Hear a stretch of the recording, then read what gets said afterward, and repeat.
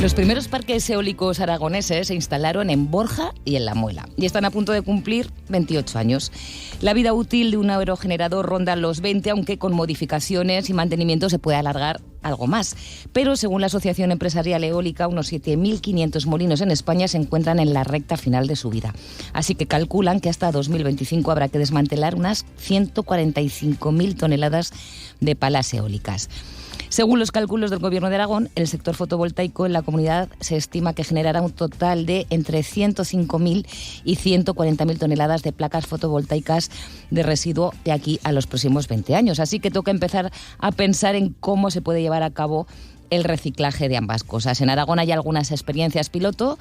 Vamos a preguntárselas a Jesús Alijarde, director general del Centro Europeo de Reciclaje Fotovoltaico. Buenas tardes, gracias por estar aquí. Hola, buenas tardes, muchas gracias. Y también está con nosotros José Ramón Largo, miembro de la Junta Directiva del Colegio de Ingenieros Industriales de Aragón y La Rioja. Buenas tardes. Hola, ¿qué tal? Buenas tardes. Que sabe mucho de molinos de viento, ¿no? Y no es Don Quijote. Empezamos por saber un poco qué es ese Centro Europeo de Reciclaje Fotovoltaico, cómo nacéis, Jesús Alijarde, y cuéntanos en qué estáis trabajando ahora. Tenéis una instalación preindustrial en Alfajarín, ¿no?, en colaboración con el CIRCE.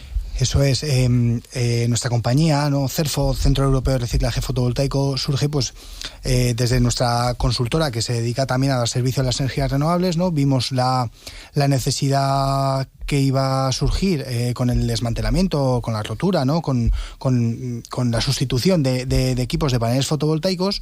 En 2021 vimos esta situación futura y empezamos a ver en el mercado cómo se estaba solucionando, ¿no?, el tema del reciclaje de paneles fotovoltaicos. Vimos que no había nada estandarizado, el mercado era tremendamente inmaduro, había mucha ciencia a nivel paper, pero poca cuestión a nivel industrial, y junto con CIRCE, y gracias también a una ayuda del Gobierno de Aragón en materia de investigación en economía circular, pues conseguimos levantar un proyecto de investigación de 2 años, 21-23, con el que dimos, ¿no?, con un proceso de reciclaje industrializable. Y esto es importante porque a escala... Escalable, ¿no? De momento no es escalable, pero es escalable. Eso es, porque muchas veces te encuentras con procesos pues que a escala laboratorio funcionan muy bien y es un éxito y todo el mundo pues está muy contento, pero luego te lo llevas a la realidad de la industria, ¿no?, de las cifras que hay que gestionar y de la para que el negocio sea viable. Correcto, y de la rentabilidad económica, y no todo es posible, ¿no? Entonces conseguimos obtener ese proceso industrializable. Como bien dices, tenemos una primera planta piloto, una escala pequeña en Alfajarín, en una nave del CIRCE, y desde ahí pues hemos lanzamos la tramitación administrativa de la planta ya industrial de 1.000 toneladas año, con la ubicación concreta en Albalate del Arzobispo, que es un municipio de Teruel afectado por la transición justa. Uh-huh. Nos presentamos también a una convocatoria de transición justa, ¿no?, de subvenciones para la industrialización de las zonas, ¿no?, de la zona minera, y conseguimos también la subvención. Por tanto, tenemos la tramitación administrativa superada con el permiso de gestor de residuos, así que ahora mismo estamos en proceso de la búsqueda de financiación para poner el proyecto en marcha y empezar a reciclar, pues si podemos a final de este año, perfecto, y si no, pues en el 2025. Y en la parte de los molinos, ¿cómo está este mundo del reciclaje? Porque también todavía no es escalable el proceso de reciclaje de las palas eólicas. Digamos que está incipiente en el sentido de que los primeros aerogeneradores, como comentabas al principio, se instalaron en el año 96. Hablamos de España. Uh-huh. En el mundo lleva más recorrido, porque algunos se instalaron antes, y de alguna manera la vida útil de los aerogeneradores se ha ido incrementando, de la misma manera que ha ocurrido lo mismo con otras centrales eléctricas en el mundo y en España, y entonces la necesidad todavía no ha llegado a surgir. Va a surgir, como ya has comentado antes, las cifras que has dado de la son enormes, son tremendas, sí. Eólica. Y además eso no es contaminante, pero ocupa mucho espacio, ¿no? Claro, aquí si vamos a la fórmula de energía cinética del colegio, que es lo que realmente los aerogeneradores lo que hacemos es captar la energía del viento. La energía del viento va a ser proporcional a la densidad del aire, es decir, en invierno va a tener más densidad, pero sobre todo va a ser proporcional al área, lo que llamamos el área de barrido. Y el área de barrido evidentemente es ese círculo que va a generar las palas. El tamaño de la pala, ¿no? Que decíamos que importa mucho. El tamaño de la pala importa, y el tamaño de la pala, cuanto más grande, más energía cinética va a captar. Los primeros aerogeneradores que se pusieron en el año 96, estamos hablando que tienen una altura hasta lo que llamamos el buje, hasta donde está el eje, de 45 metros, y el diámetro, es decir, la mitad sería la pala, estamos hablando de 42 metros. Ahora estamos hablando de aerogeneradores de 120, 130 alturas de buje y rotores de 158, 160 y más. Con lo cual, con menos más, ¿no? Correcto, con menos unidades se va a poder generar, pero no solo por la multiplicación de las unidades, sino porque los nuevos aerogeneradores son mucho más eficientes que los anteriores, y porque precisamente lo que hablábamos, la pala es muy importante. La mejora tecnológica ha venido en el interior, en lo que es la electrónica de potencia y todo el control interno, la parte eléctrica, pero la pala es absolutamente importante. Y esa evolución que ha habido tecnológica es lo que ahora nos encontramos para dar el siguiente paso, ¿no? Y decimos, claro, no es contaminante. ¿De qué están hechas esas palas y qué se puede hacer? ¿En qué se está trabajando ya para el proceso de reciclaje? Correcto. Entonces, las palas están hechas, prácticamente todo el aerogenerador lo que tiene es metal, lo que tiene son cables, y eso, digamos, la industria ya está preparada para esa reciclabilidad, para esa economía circular. Las palas son el reto. Las palas se han tenido que construir, evidentemente, cuanto más grande, si quieres algo muy rígido que no choque con la torre al girar, tenías que hacerlo de acero, no tiene sentido. Si lo haces con madera de balsa, me va a chocar. Tienes que buscar el equilibrio. El equilibrio se encontró con la fibra de vidrio. Posteriormente entró la fibra de carbono como avance tecnológico, y eso son fibra de vidrio que todos hemos visto en los esquíes o en las piraguas o en elementos que podemos manejar, que lo que se hace, se pone en las fábricas con resinas, esa resina con la fibra se mezcla y se lleva a alta temperatura. Ese calor hace que se funda y le da la resistencia y a su vez la ligereza para tenerlos arriba. Materiales que tienen que soportar lluvia, granizo, viento e insectos también. Y algún pajarico también. Bueno, las palas, los aerogeneradores están... Ahora los aerogeneradores más grandes giran a una velocidad de rotación más baja que los anteriores, y lo que hay que hacer ahora es dar una solución. Y lo que hay que hacer es buscar fórmulas para dar una solución a las palas. ¿Y qué se puede hacer con esas fibras de vidrio, o qué cosas se están empezando a hacer? Claro. Hemos visto, que he leído, ¿no? Mientras preparábamos el programa me habéis contado puentes, pero claro, eso no es...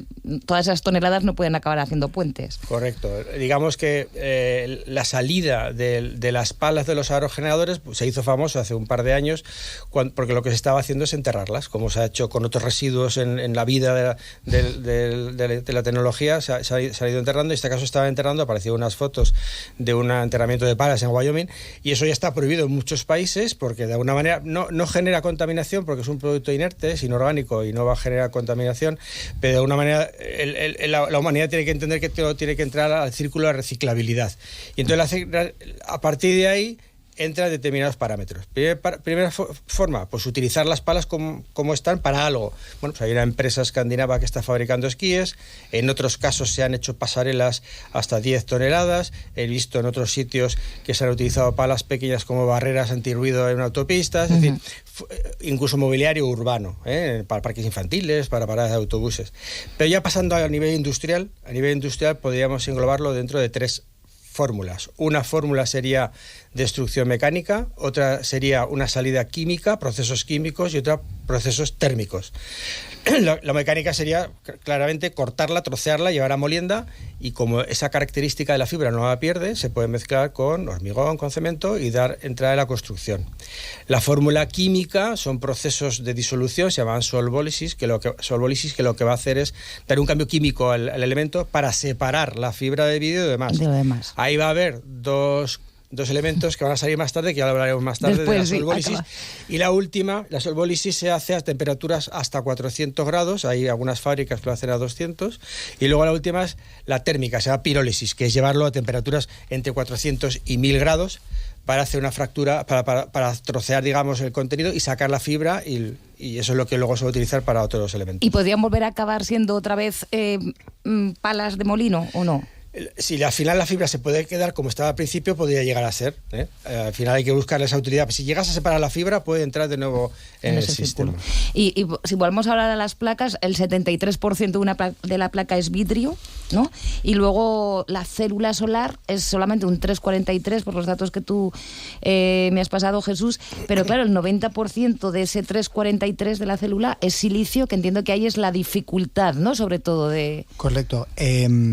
A diferencia de los aerogeneradores, los paneles fotovoltaicos están englobados en lo que son los aparatos electrónicos y eléctricos. Por tanto, tienen que tener una tramitación o una gestión del residuo mucho más rigurosa que un residuo no tipificado como RAE, ¿no?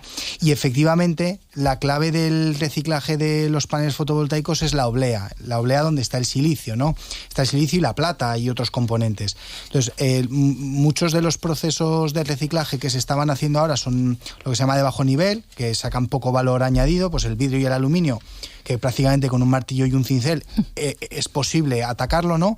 Pero sin embargo el silicio es el verdadero elemento crítico, ¿no?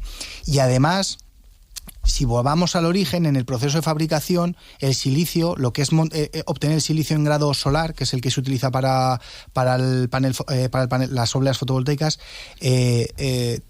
acapara el 40 o el 45% de la huella de carbono del propio panel. Madre. Por tanto, si somos solo la oblea de silicio, es decir, solo el 3,43%. Entonces, si somos capaces de reintroducir, de obtener el silicio en grado solar, además de estar ahorrando un coste energético en origen, en fabricación, es decir, ese silicio ya no requiere esa huella de carbono, seremos capaces de reintroducirlo en la economía y volver a fomentar pues la construcción de obleas en los entornos donde se recicla. O sea que, por ejemplo, Aragón, que es una zona donde hay muchas placas solares, podríamos reutilizar todo eso para volver a hacer placas solares y fabricarlas aquí y no tener que... Sin lugar a dudas la oportunidad existe. Claro, existe. Desde luego, el reciclaje en términos generales de cualquier material se conoce como la minería del siglo XXI, ¿no? Porque obtienes los minerales sin necesidad de atacar la tierra. Entonces, obtener el aluminio, el vidrio, el silicio y el resto de metales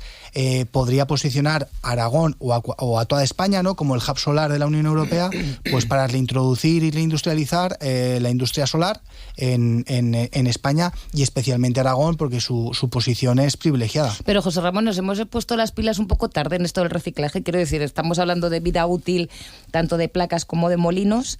Estamos diciendo que todavía se tienen que jubilar muchos molinos y muchas placas, pero claro, la investigación cuesta tiempo y cuesta dinero. ¿Llegaremos a tiempo de saber y de poder reciclar bien? ¿Cuántos? Porque hablamos de años del 2025, del 2030, eso está a la vuelta de la esquina. O sea, desde luego, si España o Aragón quiere capturar tejido industrial a base de esto, desde luego que hay que hacer y hay que correr, porque otros países ya lo han hecho. Hay experiencias, hay fábricas. ¿Dónde habría que mirar? ¿Dónde está el ejemplo para mirarnos? En este momento hay dos fábricas claras. Tengo en la mente una en Corea del Sur, que lo están haciendo con sistema de solvólisis, que hablábamos, otra en Estados Unidos con sistema de pirólisis, donde ya lo están haciendo. Luego hay proyectos europeos que lideran casi siempre los fabricantes de aerogeneradores, tanto en Dinamarca como en Alemania. Bueno, y en España hay iniciativas alguna iniciativa en Soria, hay iniciativas a nivel de la industria de plásticos en los que están investigando. Al final, casi todos en España están concluyendo que el solvólisis, sistema químico, es el más adecuado para poder hacerlo. Una pregunta, Jesús, estuviste la semana pasada en Madrid, en Genera, que es la Feria Internacional de Energía y Medio Ambiente.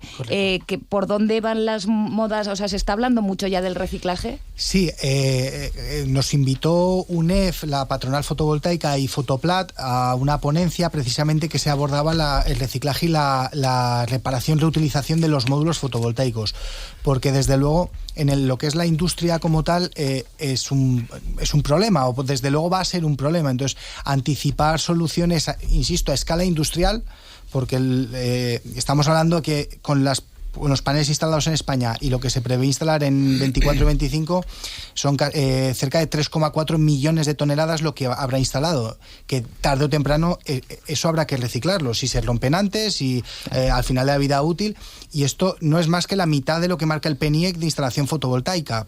Por tanto, el problema es mayúsculo, es muy grande, ¿no?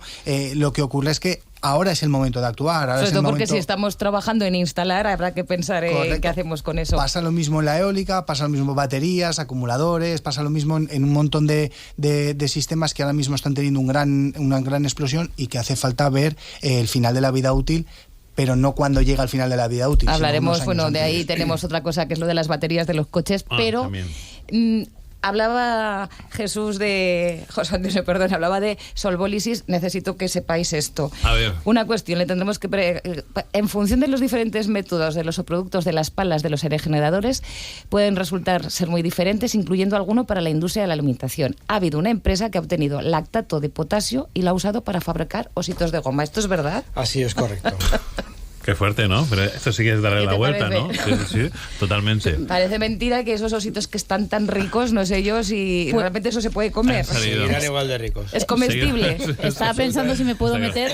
A mí que me gustan mucho las gominolas, ahora tengo que estar pensando que me estoy comiendo una hélice de un aerogenerador. Pues ya ves. Toda la vida se ha dicho que eran petróleo, o sea, no sé qué es peor. Ya. Es verdad. No cera de abeja, ¿no? Petróleo. Pero incluso hemos dicho verdad. que el señor que lo probó, las probó, ¿no? Igual que un ministro que tuvimos que se bañó en unas aguas. ¿no? Pues este señor lo probó y de momento está vivo. Está vivo. Curioso, Bueno, pues, mamá, ¿de dónde vienen las chuches de un aerogenerador, hijo mío? Ahora veremos los paisajes cuando vayamos en coche de forma diferente, Sí, seguro. Muchísimas gracias por haber estado con nosotros. Gracias. Ha sido un placer y un tema muy interesante del que seguro volveremos a hablar. Es obvio.